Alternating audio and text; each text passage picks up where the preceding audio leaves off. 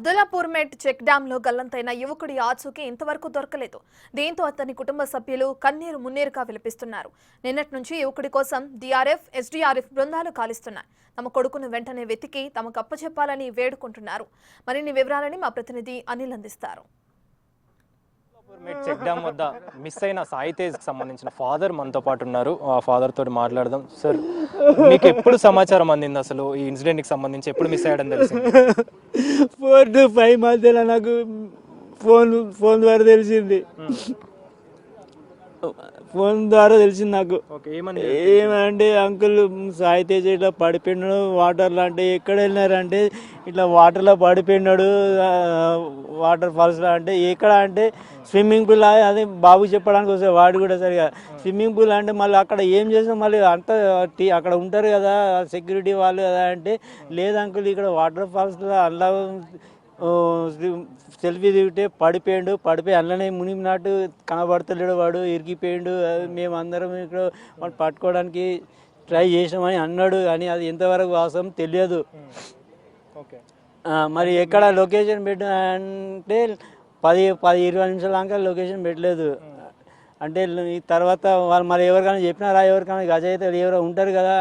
నేను swimming pool అనే ఉద్దేశంతో మరి గజయితే ఎవరో వాళ్ళకి చెప్తే అదే తొందరగా సేఫ్గా అది ఏదో చేస్తారు కదా, ఏదో వాళ్ళ ప్రయత్నం అని. అంటే లేదు అంకుల్, చేస్తున్నామో ప్రయత్నం చేస్తున్నామని అన్నారు. సరే లొకేషన్ పెట్టి అంటే అరగంట తర్వాత లొకేషన్ పెట్టినారు నాకు. మీకు అప్పటి వరకు అంటే వీళ్ళు చెప్పారా?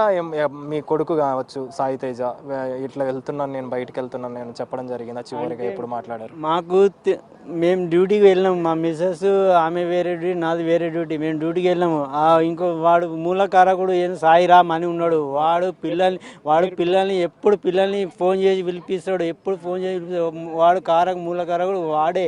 పిల్లల్ని వేసుకొని వాడు ఇంత దూరం రావచ్చు. మేము ఉండేది రసల్పుర. ఇది కోయడ అంట 40 కిలోమీటర్స్, 35-40 కిలోమీటర్స్ ఉంది. ఇంత దూరం తీసుకొచ్చి ఈ నీళ్ళలా రావంగానే అధికారులు ఏం చెప్పారు దీనికి సంబంధించి? మీ సాయి తేజకు సంబంధించి ఏం చెప్పడం జరిగింది? నాకు అధికారులు ఎవరు రాలేదు. పొద్దున ఎవరో నేషనల్ ఏదో సంథింగ్ ఏదో ఫోన్ చేసినారు. మేము బంజారా సంస్థలో అక్కడ మా టీం నిన్న సాయంత్రం నుంచి అంటే డిఆర్ఎఫ్ ఏదో టీం రాత్రి కూడా కనబడలేదు, లోపలికి పోనీయలేదు. చూసినాం వాళ్ళు ఏదో ప్రయత్నం ఏదో చేసినారు, కానీ తర్వాత చీకటి అయిపోయింది. అప్పటికి చిన్న వర్షం కూడా స్టార్ట్ అయింది. రేపు మార్నింగే రండి అని చెప్పినారు. రేపు మార్నింగే చేద్దాం, ఇప్పుడు ఈ చీకట్లో కనబడదు, వాడు ఉంటే ఇందులోనే ఉంటాడు బాబు అంటే సరే అని చెప్పేసి ఇక మేము పోయి మళ్ళీ మార్నింగ్ వచ్చేవరకు ఎక్కువ ఫ్లోట్ ఇంకా చాలా ఎక్కువైంది. వర్షం ఫుల్ పడినందుకు ఆ ఫ్లోట్ ఇంకా ఎక్కువైపోయింది. మార్నింగ్ వస్తే ఈ ఫ్లోట్లో ఇబ్బంది, ఇప్పుడు తీయడానికి రాదు అన్నారు. ఏం చదువుతుంటాడు మీ అబ్బాయి? ఏం చదువుతున్నారు? మీకు ఎంతమంది పిల్లలు? 2 పిల్లలు. ఈ చిన్న బాబు ఇంటర్ తపస్య కాలేజ్ ప్యారడైస్లో చదువుతున్నాడు. పెద్ద బాబు బీటెక్ ఫైనల్ ఇయర్. బాబు కనపడాలని మా బాబు మాకు అప్పగించాడని చెప్పేసి అందరి టీంకి, రెస్క్యూ టీం అయినా ఏ టీం ఉన్నా కూడా వాళ్ళకు రిక్వెస్ట్ చేసి చెప్తున్నాం, మా బాబునైనా మాకు దయచేసి ఇప్పించండి. చివరి చూపు వాడు ఎక్కడ పోయినాడో, వాడు బతుకున్న ఆశ లేదు, కానీ కనీసం వాడు ఎప్పుడు దొరుకుతాడు, వాడు కనీసం వాడినన్నా మాకు కళ్ళ ముందు కనిపించే ప్రయత్నం చేయండి.